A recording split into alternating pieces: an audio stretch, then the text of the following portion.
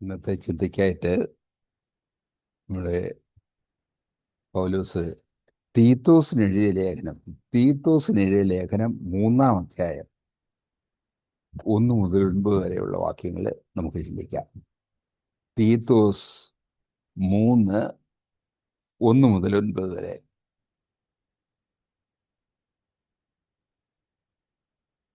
വാഴ്ചകൾക്കും അധികാരങ്ങൾക്കും കീഴടങ്ങി അനുസരിപ്പാനും സകല സൽപ്രവൃത്തിക്കും ഒരുങ്ങിയിരിപ്പാനും ആരെക്കൊണ്ടും ദൂഷണം പറയാതെയും കലഹിക്കാതെയും ശാന്തന്മാരായി സകല മനുഷ്യരോടും പൂർണ്ണ സൗമ്യത കാണിപ്പാനും അവരെ ഓർമ്മപ്പെടുത്തുക. മുമ്പേ നാമും ബുദ്ധികെട്ടവരും അനുസരണമില്ലാത്തവരും വഴിതെറ്റി നടക്കുന്നവരും നാനാമോഹങ്ങൾക്കും ഭോഗങ്ങൾക്കും അധീനരും ഈർഷ്യയിലും അസൂയയിലും കാലം കഴിക്കുന്നവരും ദ്വേഷിതരും അന്യോന്യം പകയ്ക്കുന്നവരും ആയിരുന്നുവല്ലോ. എന്നാൽ നമ്മുടെ രക്ഷിതാവായ ദൈവത്തിന്റെ ദയയും മനുഷ്യപ്രീതിയും ഉദിച്ചപ്പോൾ അവൻ നമ്മെ നാം ചെയ്ത നീതിപ്രവൃത്തികളാൽ അല്ല, തന്റെ കരുണപ്രകാരം അത്രേ രക്ഷിച്ചത്. നാം അവന്റെ കൃപയാൽ നീതീകരിക്കപ്പെട്ടിട്ട് പ്രത്യാശപ്രകാരം നിത്യജീവന്റെ അവകാശികളായി തീരേണ്ടതിന് പുനർജന്മ സ്നാനം കൊണ്ടും നമ്മുടെ രക്ഷിതാവായ യേശുക്രിസ്തു മൂലം നമ്മുടെ മേൽ ധാരാളമായി പകർന്ന പരിശുദ്ധാത്മാവിന്റെ നവീകരണം കൊണ്ടും തന്നെ. ഈ വചനം വിശ്വാസയോഗ്യം. ദൈവത്തിൽ വിശ്വസിച്ചവർ സൽപ്രവൃത്തികളിൽ ഉത്സാഹികളായിരിക്കാൻ കരുതേണ്ടതിന് നീ ഇത് ഉറപ്പിച്ച് പറയണം എന്ന് ഞാൻ ഇച്ഛിക്കുന്നു. ഇത് ശുഭവും മനുഷ്യർക്ക് ഉപകാരവും ആകുന്നു. മൗഢ്യതർക്കവും വംശാവലികളും കലഹവും ന്യായപ്രമാണത്തെക്കുറിച്ചുള്ള വാദവും ഒഴിഞ്ഞു നിൽക്ക. ഇവ നിഷ്പ്രയോജനവും വ്യർത്ഥവും അല്ലോ.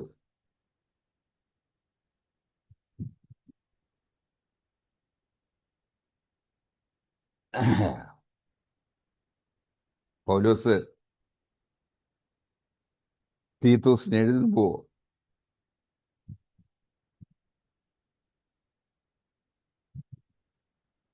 വളരെ താല്പര്യത്തോടെ നാം എങ്ങനെ ആയിരിക്കണം, നമ്മുടെ ക്രിസ്തീയ ജീവിതം എങ്ങനെ ആയിരിക്കണം എന്ന്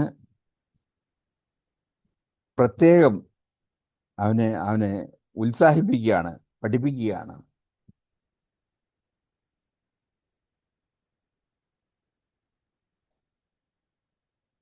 ഒന്നാമത്തെയും രണ്ടാമത്തെയും വാക്യങ്ങളിൽ വിശ്വാസികൾ അധികാരികളോടും മറ്റുള്ളവരോടും എങ്ങനെ പെരുമാറണം എന്ന് ഓർമ്മപ്പെടുത്തുകയാണ്.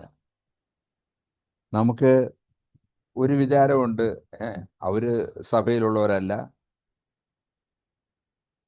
സഭയിൽ പറയുന്ന കാര്യങ്ങളല്ല, അല്ലാത്ത കാര്യങ്ങൾ ചെയ്യാനായിട്ട് നമ്മളോട് ആവശ്യപ്പെടുന്നു.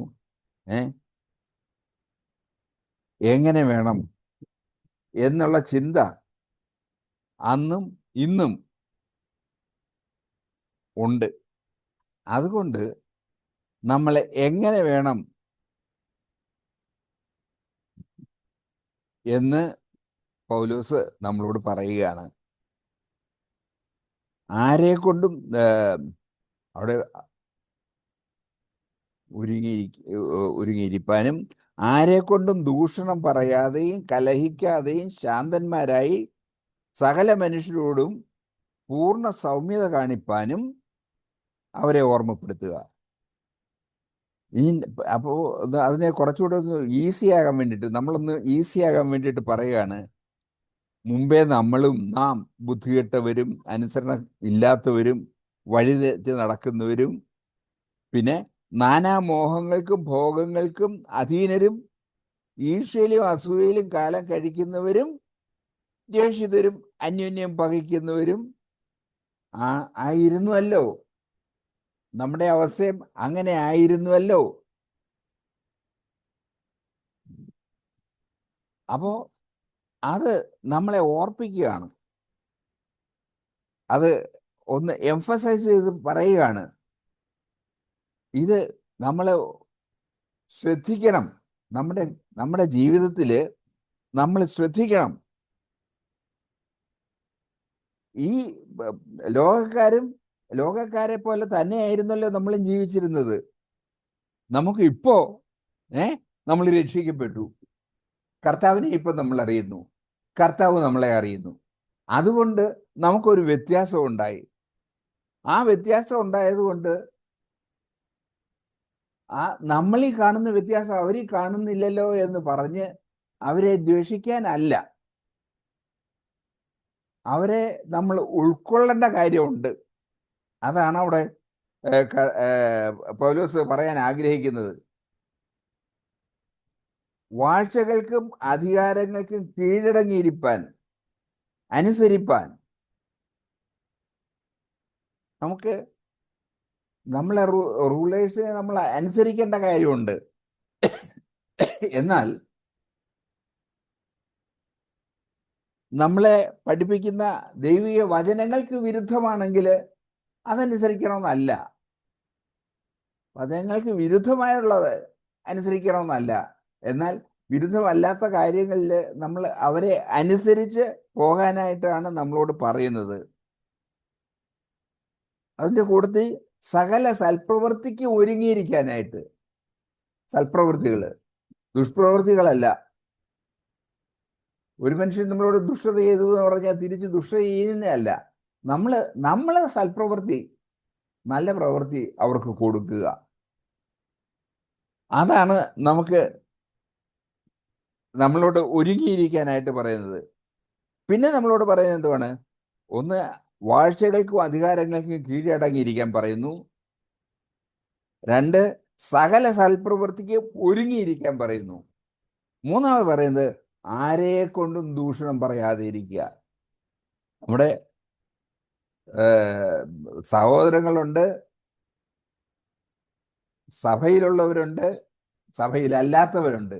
പക്ഷെ അവരെ ആരെ കൊണ്ടും നമ്മൾ ദൂഷണം പറയരുത്. അവർക്ക് അവരുടെ ജീവിത രീതിയിൽ പല തെറ്റുകളുണ്ട്. പക്ഷെ അവരെക്കുറിച്ചുള്ള ദൂഷണം പറയാതിരിക്കാനാണ് നമ്മളോട് പറയുന്നത്. അഥവാ നമ്മൾ പറയുകയാണെങ്കിൽ അത് ആ ആളോട് പറയണം. ആ ആളോട് പറഞ്ഞാൽ അത് നിങ്ങൾ ചെയ്യുന്ന ആ കാര്യം അത് ശരിയല്ല, അത് ഇങ്ങനെയായിരിക്കണം, ദൈവികമായി ഇങ്ങനെയാണ് എന്ന് പറഞ്ഞുകൊണ്ട് അവരെ തിരുത്തുന്നത് നല്ലതാണ്. അത് ആ ആളോടാണ് പറയുന്നത്. പക്ഷേ വേറൊരാളോടല്ല, സമൂഹത്തിലല്ല അത് പറയേണ്ടത്. ആരെ കൊണ്ടും ദൂഷണം പറയാതെ ഇരിക്കുക. നാലാമത് ആരോടും കലഹിക്കാതിരിക്കുക. കലഹം എന്നുള്ളത് ക്രിസ്തീയ ജീവിതത്തിൽ നിന്ന് മാറ്റപ്പെട്ടിരിക്കുന്ന ഒരു കാര്യമാണ്.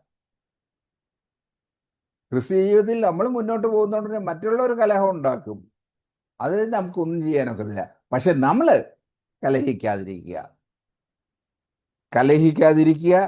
പിന്നെ ശാന്തന്മാരായിരിക്കുക. എപ്പോഴും നമ്മൾ ശാന്തരായിരിക്കണം. ശാന്തന്മാരായി സകല മനുഷ്യരോടും പൂർണ്ണ സൗമ്യത കാണിക്കുക.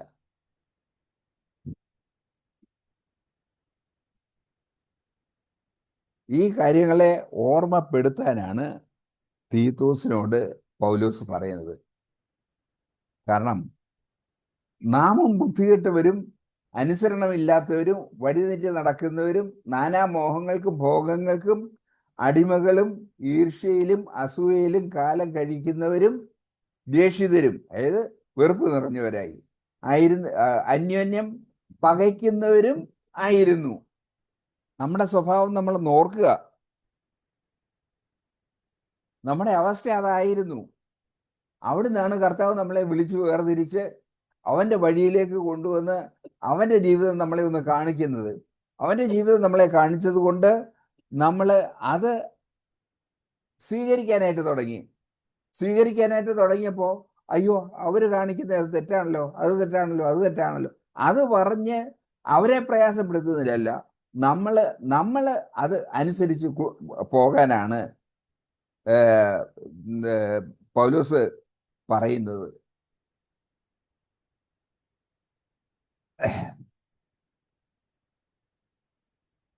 4 മുതൽ 7 വരെയുള്ള വാക്യങ്ങൾ ഞാൻ ഒന്നും കൂടെ വായിക്കാം. എന്നാൽ നമ്മളുടെ രക്ഷിതാവായ ദൈവത്തിന്റെ ദയയും മനുഷ്യപ്രീതിയും ഉദിച്ചപ്പോൾ, നമ്മൾ ഈ വ്യത്യാസം ഉണ്ടായത് ആ സമയത്താണ്. എപ്പോഴാ?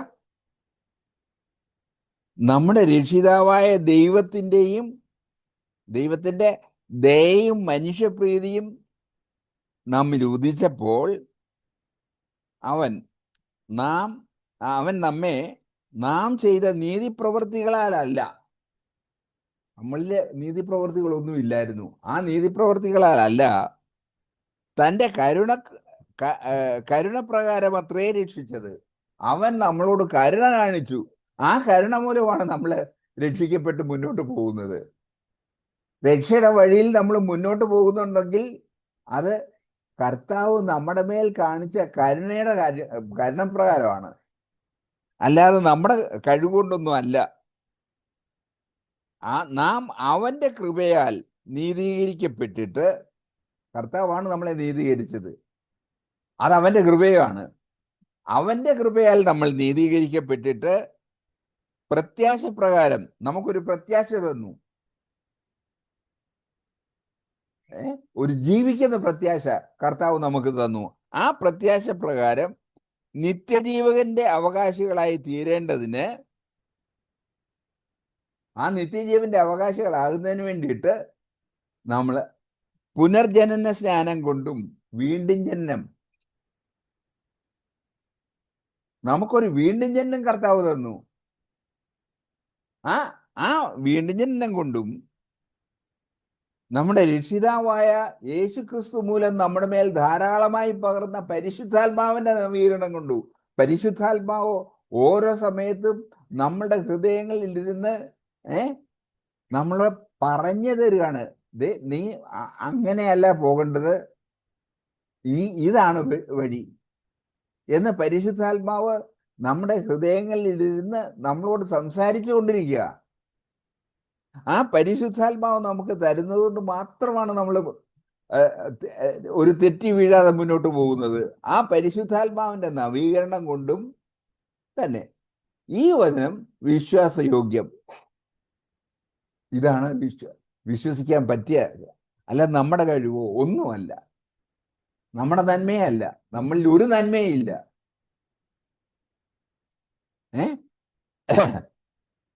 ഈ വചനം വിശ്വാസയോഗ്യം. ദൈവത്തിൽ വിശ്വസിച്ചവർ സൽപ്രവർത്തികളിൽ ഉത്സാഹികളായിരിക്കാൻ കരുതേണ്ടതിന്. വിശ്വാസികളായി നമ്മുടെ കൂടെ വന്നിരിക്കുന്നവരെ അവിടെ പറഞ്ഞേ, ദൈവത്തിൽ വിശ്വസിച്ചവർ സൽപ്രവർത്തികളിൽ ഉത്സാഹികളായി തീരണം. അവരിൽ നിന്ന് സൽപ്രവൃത്തികളെ ഉണ്ടാകാവുള്ളൂ. ആ സൽപ്രവൃത്തികൾ ചെയ്യാൻ അവർ ഉത്സാഹികളായി തീരണം. ആയിരിക്കാൻ കരുതേണ്ടതിന് നീ ഈ കാര്യം ഉറപ്പിച്ചു പറയണം എന്ന് ഞാൻ നിന്നോട് പറയുന്നു. യേശുക്രിസ്തുവിന്റെ വീണ്ടെടുപ്പ്, യേശുക്രിസ്തുവിന്റെ സ്വഭാവം, യേശുക്രിസ്തു നമ്മളെ എങ്ങനെ രക്ഷിച്ചു, യേശുക്രിസ്തു ആയിരുന്നെങ്കിൽ എന്ത് ചെയ്യുമായിരുന്നു, നമ്മൾ ഓരോ സാഹചര്യത്തിലും ഈ സാഹചര്യത്തിൽ യേശുക്രിസ്തു ആയിരുന്നെങ്കിൽ എന്ത് ചെയ്യുമായിരുന്നു എന്നുള്ളത് നമ്മൾ ചിന്തിക്കാനും യേശുക്രിസ്തു ചെയ്തതുപോലെ ചെയ്യാനുമാണ് നമ്മളെക്കുറിച്ച് കർത്താവ് ആഗ്രഹിക്കുന്നത്. ഇന്ന് യേശുക്രിസ്തു ഇവിടെ മനുഷ്യർക്ക് കാണാത്തക്കവണ്ണം, ഈ ജാതികൾ നോക്കുമ്പോൾ യേശുക്രിസ്തുവിനെ കാണത്തക്കവണ്ണം അവർക്കില്ല. അവർ യേശുക്രിസ്തുവിനെ കുറിച്ച് കേട്ടിട്ടുണ്ട്. പക്ഷേ നമുക്ക് യേശുക്രിസ്തു എന്താണെന്നും എങ്ങനെയാണെന്നും എന്താണ് ചെയ്യുന്നതെന്നും ഓരോ സാഹചര്യങ്ങളിൽ ഇന്നതാണ് ചെയ്യുന്നതെന്നും നമുക്കറിയാം. അതുകൊണ്ട് അത് പരിശുദ്ധാത്മാവ് നമ്മളെ കാണിച്ചു തരുന്നതാ. അല്ലാതെ നമുക്ക് സ്വതവേ അറിയാവുന്നതല്ല. പരിശുദ്ധാത്മാവ് നമുക്ക് കാണിച്ചു തരുന്നതാണ്. ആ പരിശുദ്ധാത്മാവ് നമുക്ക് കാണിച്ചു തരുന്നത് പോലെ നമ്മൾ ജീവിക്കേണ്ട ആവശ്യമുണ്ട്.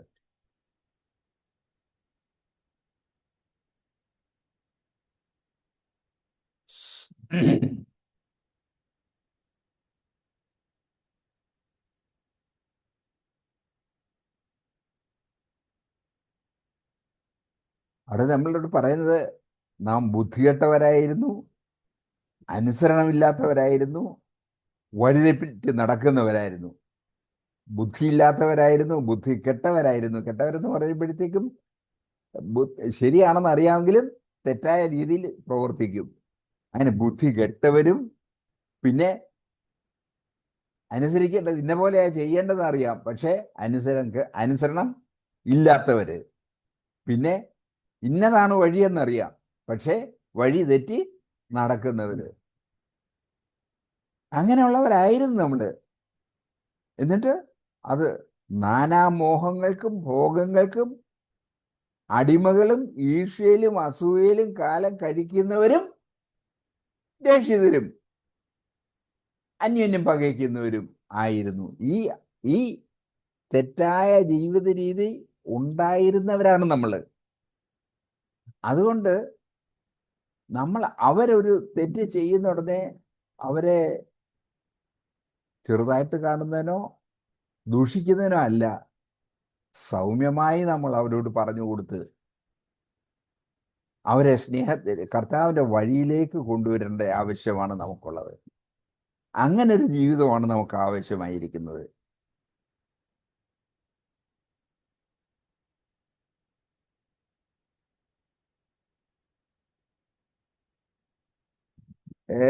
നമ്മളെ നമ്മുടെ ആയിരുന്നതിൽ നിന്ന് നമ്മൾ എങ്ങനെ രക്ഷിക്കപ്പെട്ടു എന്ന് നമ്മൾ ഈ 4 മുതൽ 7 വരെയുള്ള വാക്യങ്ങളിൽ വായിക്കുന്നുണ്ട്. നോക്കിയ 4-ാം വാക്യം മുതൽ 7 വരെയുള്ള വാക്യങ്ങൾ.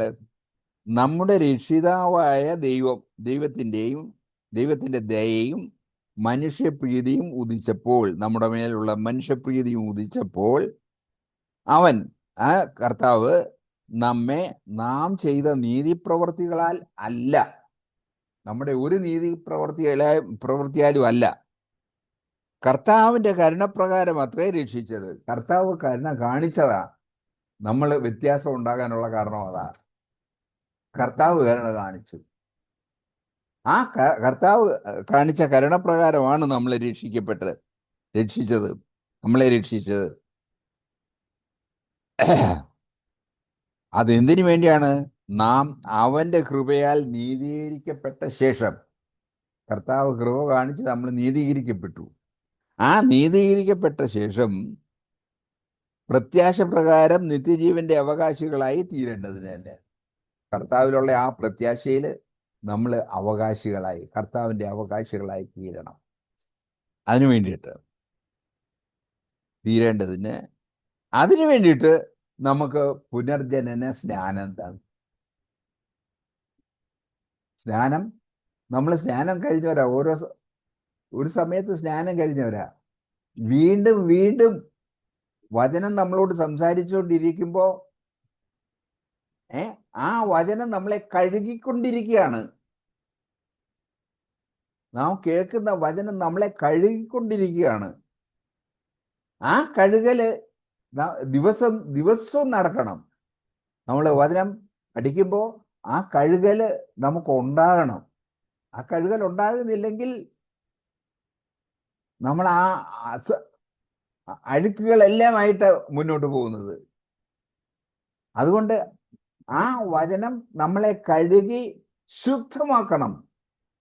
ആ ശുദ്ധമാക്കാൻ വേണ്ടി നമ്മളെ വിട്ടുകൊടുക്കണം. അപ്പോൾ ഒരു വചനം കേൾക്കുമ്പോൾ എൻ്റെ ജീവിതത്തിൽ ഉള്ള കുറവാണല്ലോ ഈ പറയുന്നത്, എൻ്റെ ജീവിതത്തിൽ ഉണ്ടാകേണ്ട വ്യത്യാസമാണല്ലോ ഈ പറയുന്നത് എന്നുള്ളത് നമ്മൾ മനസ്സിലാക്കിയിട്ട് ആ കഴുകല് നടന്നാൽ പിന്നീട് ആ പാപം നമ്മൾ ചെയ്യുകയില്ല. അത് നമ്മൾ ചെയ്ത് ആ തെറ്റിലേക്ക് നമ്മൾ പോവുകയില്ല. തെറ്റാണെന്ന് അറിയും. അങ്ങനെ അങ്ങനെ ചെയ്യാനാണ് നമ്മളോട് പറയുന്നത്.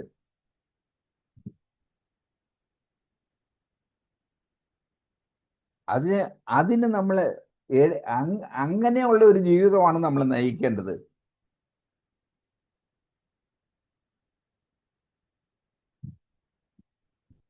അപ്പോൾ നമ്മളോട് പറയുന്ന ഭാഗം നമ്മൾ ഒന്നും കൂടെ നോക്കുക. ഒന്ന്, വാഴ്ചകൾക്കും അധികാരങ്ങൾക്കും കീഴടങ്ങി അനുസരിക്കുക. നമുക്കത് വലിയ പ്രയാസമാണ്. വാഴ്ചകൾക്കും അധികാരങ്ങൾക്കും കീഴടങ്ങി അനുസരിക്കാൻ നമുക്ക് ഇഷ്ടമില്ല. പക്ഷേ നമ്മളോട് പറയുന്നു, വചനം നമ്മളോട് പറയുന്നു, നമ്മളത് കീഴടങ്ങി അനുസരിക്കുക. സകല സൽപ്രവൃത്തിക്ക് ഒരുങ്ങിയിരിക്കുക. ഞാൻ ഒന്നുകൊണ്ടൊന്ന് റിപ്പീറ്റ് ചെയ്യുക. അതെന്താ വെച്ചാൽ ഇത് നമ്മുടെ ജീവിതത്തിൽ സംഭവിക്കേണ്ട ഒരു കാര്യമാണ്. സകല സൽപ്രവൃത്തിയാണെന്ന് അറിഞ്ഞാൽ സകല സൽപ്രവൃത്തിക്കും വേണ്ടിയിട്ട് ഒരുങ്ങിയിരിക്കുക. മൂന്നാമത്തേത് എന്താണ്? ആരെ കൊണ്ടും ദൂഷണം പറയാതെ ഇരിക്കുക. ദൂഷണം ചെയ്യുന്നവരാ നമ്മുടെ മുമ്പിൽ ആ കാണുന്ന ആള് ദൂഷണം ചെയ്യുന്നയാളാ. പക്ഷെ അവനെക്കുറിച്ച് ദൂഷണം പറയാതിരിക്കുക. ദൂഷണമാണ് ചെയ്യുന്നതെന്ന് നമുക്കറിയാം. പക്ഷെ അയാളെ കുറിച്ചുള്ള ദൂഷണം ആരോടും പറയാതിരിക്കുക. പിന്നെ ചെയ്യുകയാണെങ്കിൽ നമ്മൾ ചെയ്യേണ്ട കാര്യം എന്താണ്? ആ ആളോട് സ്നേഹത്തില് വിളിച്ചിട്ട്, സഹോദര, ഈ കാര്യം ശരിയല്ല എന്ന് അത് നമുക്ക് പറയാൻ ഉള്ള സ്വാതന്ത്ര്യവും ഉണ്ടെങ്കിൽ മാത്രമേ നമ്മൾ ചെയ്യാവുള്ളൂ. ഈ കാര്യം ശരിയല്ല എന്ന് പറഞ്ഞ് മനസ്സിലാക്കി കൊടുക്കുന്നതല്ല.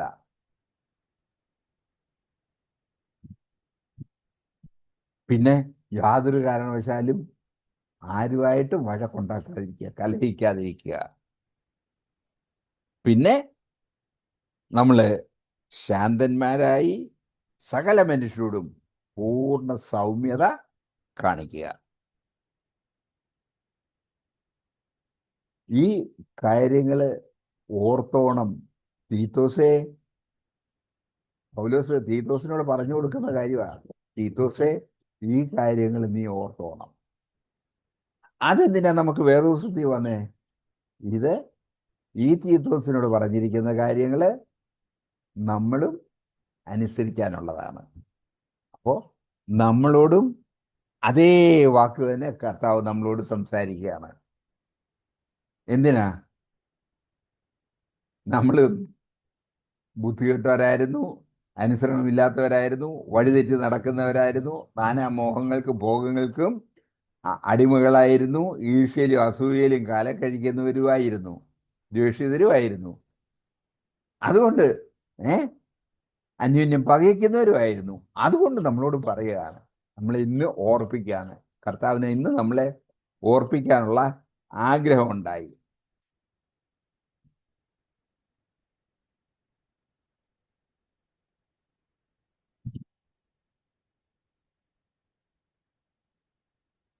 എന്നാൽ ഇതിന്ന് നമ്മൾ എങ്ങനെ രക്ഷിക്കപ്പെട്ടെ? 4 മുതൽ 7 വരെയുള്ള വാക്യങ്ങളിൽ അത് പറയുന്നു. നമ്മുടെ രക്ഷിതാവായ ദൈവത്തിൻ്റെ ദയയും മനുഷ്യപ്രീതിയും ഉദിച്ചപ്പോൾ നാം ചെയ്ത നീതിപ്രവർത്തികളാലല്ല, തൻ്റെ കരുണപ്രകാരം അത്രേ രക്ഷിച്ചത്. നാം അവൻ്റെ കൃപയാൽ നീതീകരിക്കപ്പെട്ടിട്ട് പ്രത്യാശപ്രകാരം നിത്യജീവന്റെ അവകാശികളായി തീരേണ്ടതിന് പുനർജനന സ്നാനം നമുക്ക് ലഭിച്ചു. ആ സ്നാനം കൊണ്ടും നമ്മുടെ രക്ഷിതാവായ യേശുക്രിസ്തു മൂലം നമ്മുടെ മേൽ ധാരാളമായി പകർന്ന പരിശുദ്ധാത്മാവിന്റെ നവീകരണം കൊണ്ടും തന്നെ. ആ പരിശുദ്ധാത്മാവ് നമ്മളെ എല്ലാ സമയത്തും നമ്മള് സെൻസിറ്റീവ് ആണെങ്കിൽ നമ്മളോട് സംസാരിച്ചു കൊണ്ടിരിക്കും. ഇത് ചെയ്യണം, ഇത് ചെയ്യരുത്, ഇത് ചെയ്യണം, ഇത് ചെയ്യരുത് എന്ന് പരിശുദ്ധാത്മാവ് നമ്മളോട് പറയുന്നുണ്ട്. നമ്മൾ ആ പരിശുദ്ധാത്മാവിൻ്റെ ആ പഠിപ്പിക്കലിന് നമ്മൾ കീഴടങ്ങി നമ്മളെ നമ്മളെ കർത്താവ് പറയുന്നത് പോലെ ജീവിക്കാൻ നമ്മളെ വിധേയപ്പെടുത്തി കൊടുക്കണം. അപ്പോൾ മാത്രമേ നമ്മൾ ശരിക്കും ക്രിസ്ത്യാനികളാകത്തുള്ളൂ. അല്ലെങ്കിൽ ക്രിസ്ത്യാനി എന്നുള്ള പേര് പറഞ്ഞ് നാം ഇരിക്കും.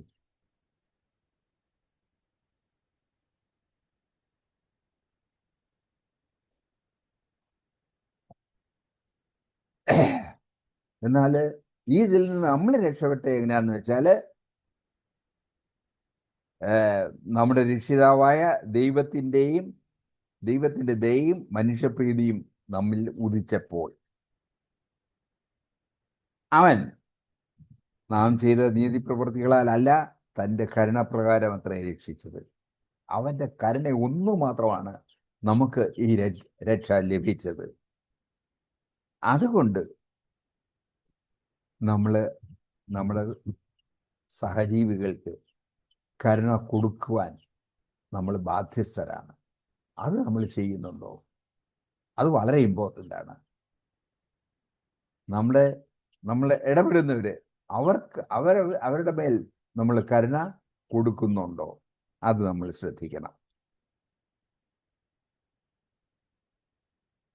6-ാം വാക്യത്തിൽ നമ്മൾ വായിക്കുന്നത്, പ്രത്യാശ പ്രകാരം നിത്യജീവന്റെ അവകാശികളായി തീരേണ്ടതിന് പുനർജന്മ സ്നാനം. വീണ്ടും പിന്നെ നമ്മുടെ രക്ഷിതാവായ യേശുക്രിസ്തു മൂലം നമ്മുടെ മേൽ ധാരാളമായി പകർന്ന പരിശുദ്ധാത്മാവിൻ്റെ നവീകരണം. പരിശുദ്ധാത്മാവ് ഓരോ സമയത്തും നമ്മളെ ഉത്സാഹിപ്പിച്ചുകൊണ്ടിരിക്കുക. ഏതെങ്കിലും ഒരു തെറ്റിലേക്ക് പോയാൽ ആ തെറ്റിൽ നിന്ന് അത് തെറ്റാണ്, ഇതാണ് ശരി എന്ന് പരിശുദ്ധാത്മാവ് നമ്മളോട് സംവാദിച്ചു കൊണ്ടിരിക്കുക. ആ പരിശുദ്ധാത്മാവിൻ്റെ നവീകരണം കൊണ്ടും തന്നെ ഈ വചനം വിശ്വാസയോഗ്യം. അതുകൊണ്ട് ദൈവത്തിൽ വിശ്വസിച്ചവർ സൽപ്രവൃത്തികളിൽ ഉത്സാഹികളായി തീരുവാൻ കരുതേണ്ടതിന് നീ ഈ കാര്യം ഉറപ്പിച്ചു പറയണം തീത്തോസേ. അതുകൊണ്ട് തീത്തോസിനോട് പറഞ്ഞ കാര്യങ്ങൾ നമ്മളും ഇവിടെ ഉറപ്പിച്ചു പറയുന്നു. അങ്ങനെ ഒരു ജീവിതത്തിൽ നമുക്ക് ആയിത്തീരാം. അതിനായിട്ട് ദൈവം ധാരാളമായി നമ്മളെ സഹായിക്കട്ടെ. പരിശുദ്ധാത്മാവ് നമ്മളെ ഉണർത്തും. ആ ഉണർത്തുന്നത് പോലെ നമ്മൾ ജീവിക്കാം. 8-ാം വാക്യം പറയുന്നത്, ഈ വചനം വിശ്വാസയോഗ്യമാണ്. ദൈവത്തിൽ വിശ്വാസം അർപ്പിച്ചവർ പ്രവർത്തികളിൽ ഉത്സാഹികളായിരിക്കാൻ സൂക്ഷിക്കേണ്ടതിന് ഇത് ഉറപ്പിച്ചു പറയണം. ഞാനും അത് തന്നെ ചെയ്യുന്നു, ഇത് ഉറപ്പിച്ചു പറയുന്നു. അത് ശുഭമാണ്, മനുഷ്യർക്ക് ഉപകാരപ്രദവുമാണ്. 9-ാം വാക്യത്തിൽ നമ്മളെ പ്രബോധിപ്പിക്കുന്നത്, മൗഢ്യ തർക്കവും വംശാവലികളും കലഹവും ന്യായപ്രമാണത്തെക്കുറിച്ചുള്ള വാദവും ഒഴിഞ്ഞു നിൽക്കാനാണ്. അത് നമുക്ക് വേണ്ട. അവിടെ ഒത്തിരി നമുക്ക് പറയാനുണ്ടാകും, പക്ഷെ നമുക്കത് വേണ്ട.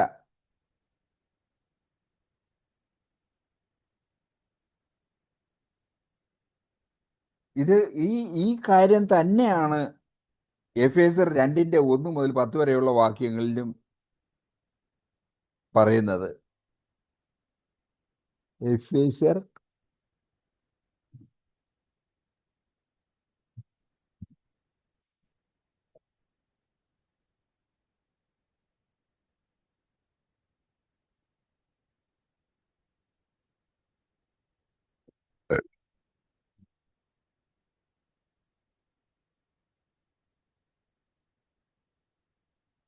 2:1-10 വരെയുള്ള വാക്യം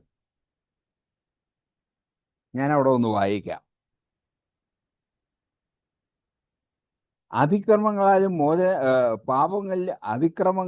പാപങ്ങളാലും മരിച്ചവരായിരുന്ന നിങ്ങളെയും അവൻ യേശുക്രിസ്തു ഉയർപ്പിച്ചു. അവയിൽ നിങ്ങൾ മുമ്പേ ഈ ലോകത്തിന്റെ കാലഗതിയും ആകാശത്തിലെ അധികാരത്തിനും അനുസരണക്കേടിന്റെ മക്കളിൽ ഇപ്പോൾ വ്യാപരിക്കുന്ന ആത്മാവിനും അധിപതിയായിരുന്നവനെയും അനുസരിച്ച് നടന്നു. അങ്ങനെ ഒരു കാലമായിരുന്നു, നടന്നു. അവരുടെ ഇടയിൽ നാം എല്ലാവരും മുമ്പേ നമ്മുടെ ജഡമോഹങ്ങളിൽ നടന്നു. ശരിയാണല്ലോ, നടന്നു.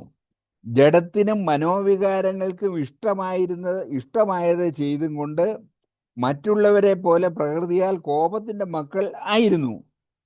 എന്നാൽ കരുണാസമ്പന്നനായ ദൈവമോ നമ്മെ സ്നേഹിച്ച മഹാസ്നേഹ നിമിത്തം അതിക്രമങ്ങളാൽ മരിച്ചവരായിരുന്ന നമ്മെ ക്രിസ്തുവിനോട് കൂടെ ജീവിപ്പിക്കുകയും, എന്നിട്ട് കൃപയാലത്രേ നിങ്ങൾ രക്ഷിക്കപ്പെട്ടിരിക്കുന്നത്. ക്രിസ്തു യേശുവിൽ നമ്മെക്കുറിച്ചുള്ള വാത്സല്യത്തിൽ തൻ്റെ കൃപയുടെ അത്യന്ത ധനത്തെ വരും കാലങ്ങളിൽ കാണിക്കേണ്ടതിന് ക്രിസ്തു യേശുവിൽ അവനോടുകൂടെ ഉയർത്തെഴുന്നേൽപ്പിച്ച് സ്വർഗത്തിൽ ഇരുത്തുകയും ചെയ്തു. നമ്മളെ സ്വർഗത്തിൽ ഇരുത്തിയിരിക്കുകയാണ്. അതുകൊണ്ടാണ് പല പാപങ്ങൾ നമ്മൾ ചെയ്യാതെ കടന്നു പോകുന്നത്. ലോകം ചെയ്യുന്ന പല പാപങ്ങളും ചെയ്യാതെ കടന്നു പോകുന്നത് അതുകൊണ്ടാണ്. കൃപയാലല്ലോ നിങ്ങൾ വിശ്വാസം മൂലം രക്ഷിക്കപ്പെട്ടിരിക്കുന്നത്. അതിന് നിങ്ങൾ കാരണമല്ല, ദൈവത്തിന്റെ ദാനമത്രേ ആകുന്നു. ആരും പ്രശംസിക്കാതിരിപ്പാൻ പ്രവൃത്തികളും കാരണമല്ല. നാം അവന്റെ കൈപ്പണിയായി സൽപ്രവൃത്തികൾക്കായിട്ട് ക്രിസ്തു യേശുവിൽ സൃഷ്ടിക്കപ്പെട്ടവരാകുന്നു, നാം ചെയ്തു പോരേണ്ടതിന് ദൈവം അവ മുന്നൊരുക്കിയിരിക്കുന്നു.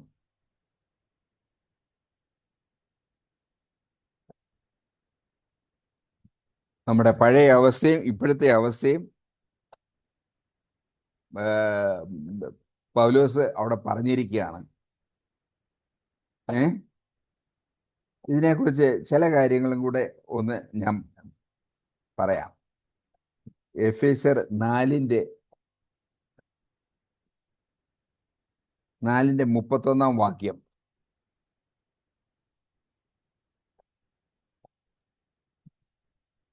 അവിടെ നമ്മളോട് പറയുന്നത്, എല്ലാ കയ്പും ക്രോധവും കുറ്റാരവും ദൂഷണവും സകല ദുർഗുണവുമായി നിങ്ങളെ വിട്ട് ഒഴിഞ്ഞു പോകട്ടെ. ഒരു കണ്ടീഷൻ ഇല്ലാതെ അവിടെ പറഞ്ഞിരിക്കുകയാണ്. ഈ ദുർഗുണം നമ്മളെ ഒഴിഞ്ഞു പോകട്ടെ, വിട്ട് ഒഴിഞ്ഞു പോകട്ടെ.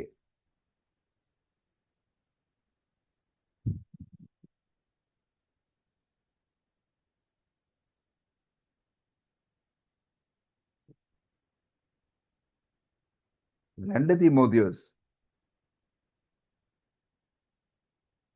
2:23-24 വാക്യത്തില് അവിടെ നമ്മൾ വായിക്കുന്നത്, 2:23-24. ബുദ്ധിയില്ലാത്ത മൗഢ്യതർക്കം ശണ്ഠ ജനിപ്പിക്കുന്നു എന്നറിഞ്ഞ് അത് ഒഴിഞ്ഞിരിക്കുക. കർത്താവിന്റെ ദാസൻ ശണ്ഠയിടാതെ എല്ലാവരോടും ശാന്തനും ഉപദേശിപ്പാൻ സമർത്ഥനും ദോഷം സഹിക്കുന്നവനും അത്രേ ആയിരിക്കേണ്ടത്.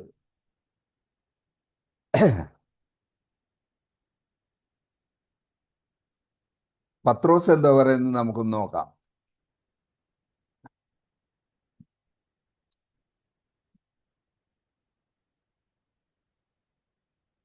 പത്രോസ്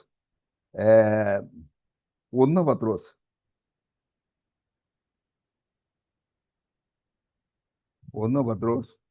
2-ാം അധ്യായം 13 മുതൽ 17 വരെയുള്ള വാക്യങ്ങൾ. 1 പത്രോസ് 2-ാം അധ്യായം 13 മുതൽ 17 വരെയുള്ള വാക്യങ്ങൾ. സകല മനുഷ്യ നിയമത്തിനും കർത്താവിൻ നിമിത്തം കീഴടങ്ങുക. സകല മനുഷ്യ നിയമത്തിനും കർത്താവിൽ നിമിത്തം കീഴടങ്ങുവിൻ.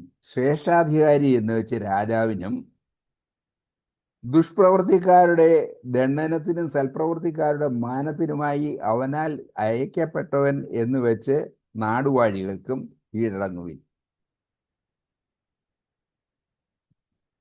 നിങ്ങൾ നന്മ ചെയ്തുകൊണ്ട് ബുദ്ധിയില്ലാത്ത മനുഷ്യരുടെ ഭോഷത്വം മിണ്ടാതാക്കണമെന്നുള്ളത് ദൈവേഷ്ടമാകുന്നു. സ്വതന്ത്രരായും സ്വാതന്ത്ര്യം ദുഷ്ടതയ്ക്ക് മറയാക്കാതെ ദൈവത്തിന്റെ ദാസന്മാരായും നടപ്പിൻ. എല്ലാവരെയും ബഹുമാനിപ്പിൻ, സഹോദരവർഗത്തെ സ്നേഹിപ്പിൻ, ദൈവത്തെ ഭയപ്പെടുവിൻ, രാജാവിനെ ബഹുമാനിപ്പിൻ. ഇത് നമുക്ക് നമുക്ക് ഒരു ക്രിസ്ത്യാനിക്ക് അനുസരിക്കാനായിട്ട് പറഞ്ഞു തന്നിട്ടുള്ള പത്രോസ്.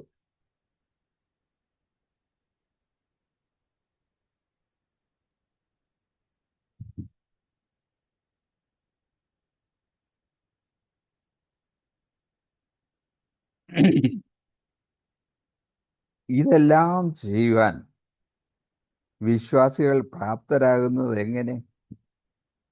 ഇതെല്ലാം നമ്മൾ കേട്ടു. ഇത് ചെയ്യാനാണ് നമുക്ക് കഴിവുണ്ടോ, നമുക്ക് പ്രാപ്തിയുണ്ടോ എന്ന് പറയുന്ന ഒരു വേദഭാഗം വായിച്ച് ഞാൻ അവസാനിപ്പിക്കാം. 2 പത്രോസ് 1-ാം അധ്യായം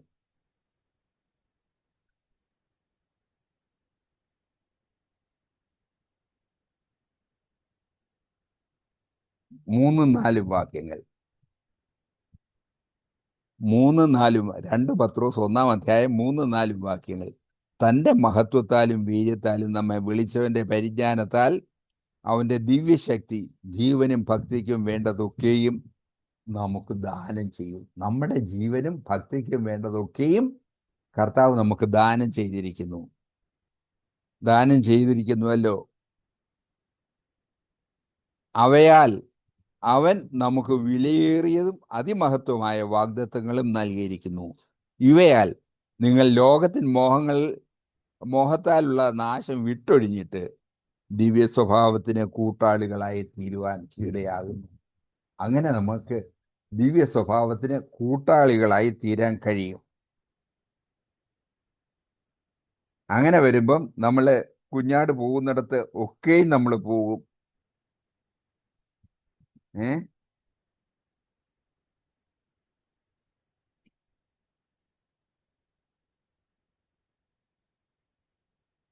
അവനെ നമ്മൾ അനുഗമിക്കും. അവന്റെ ഭാഗമായി തീരാൻ തക്കവണ്ണം കർത്താവിന്റെ ദിവ്യശക്തിയാൽ നമ്മളെ അവൻ നടത്തും. അങ്ങനെ നമുക്ക് ക്രിസ്തീയ ജീവിതത്തിൽ മുന്നേറാനായിട്ട് കഴിയും. നമുക്ക് സ്വന്തമായിട്ടല്ല, എന്നാൽ അവനെ അനുസരിച്ച് നമ്മൾ മുന്നോട്ട് പോയാൽ ക്രിസ്തീയ ജീവിതത്തിൽ ശരിയായി നമുക്ക് മുന്നേറാനായിട്ട് കഴിയും. ഇതിന് ദൈവം നമ്മളെ സഹായിക്കട്ടെ.